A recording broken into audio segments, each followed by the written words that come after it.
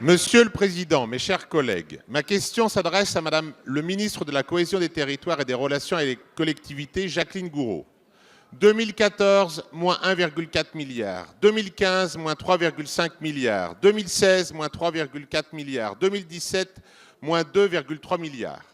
Ces chiffres, ce sont ceux de la DGF, dotation globale de fonctionnement, une des ressources majeures de nos collectivités.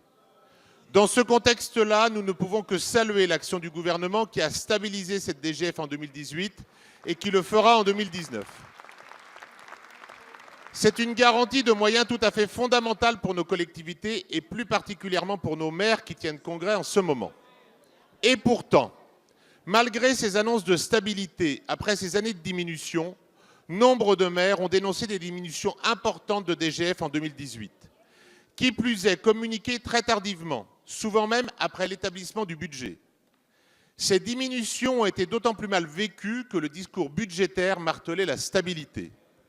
Dans la Vienne, mon département, certaines communes ont perdu plus de 50% de leur DGF.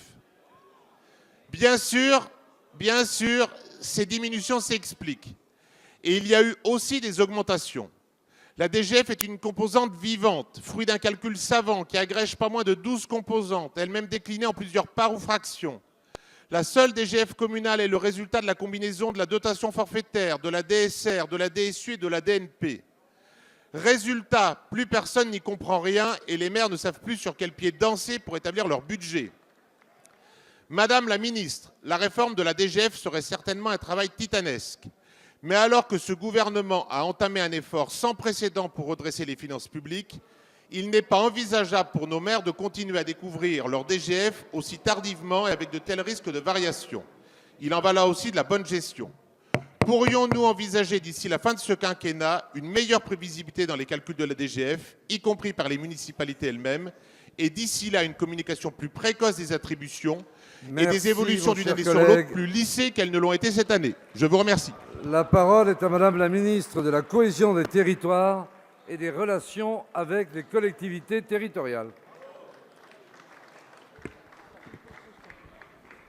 Monsieur le député Nicolas Turquois, comme vous le savez, j'étais cette année au Congrès des maires de la Vienne et je me souviens bien avoir dû expliquer effectivement le fait que, naturellement, comme vous l'avez dit, l'enveloppe globale de la DGF restait stable, mais que, naturellement, sa répartition dans l'ensemble des communes était, était fonction d'un certain nombre de critères, que tous ceux qui travaillent sur les collectivités locales le savent bien, et que, naturellement, ces critères sont aussi bien la population que d'autres critères. Et puis, il y a aussi les dotations de péréquation, c'est-à-dire qu'il y a à l'intérieur de cette enveloppe de la DGF, comme tout le monde sait, le versement des communes plus riches vers les communes plus pauvres. Ce qui fait que, effectivement, ceci fait des variations. En ce qui concerne le département de la Vienne, je me souviens, et c'est vrai pour d'autres départements,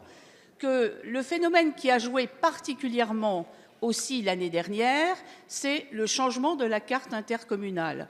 Beaucoup de communes sont entrées dans de nouvelles intercommunalités et cela a changé le potentiel financier et a parfois baissé, ce qui était le cas, je me rappelle, du Grand Poitiers notamment.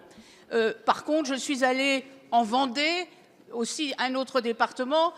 Je me souviens que c'était le lendemain ou la veille, je ne sais plus très bien, et là, 80% des communes étaient gagnantes. En ce qui concerne les informations, vous savez que depuis l'été dernier, sur le site de la DGCL, il y a toutes les informations, tous les critères qui expliquent la répartition de la DGF. Quant à l'arrivée de la notification dans les communes, il y a un amendement qui a été voté à l'Assemblée nationale. Il ne nous convient pas tellement parce qu'il est compliqué à mettre en application, mais nous essayons de l'améliorer dans le passage au Sénat pour qu'il y ait une grille de lecture sur les raisons de la montée ou de la descente de la DGF. Merci.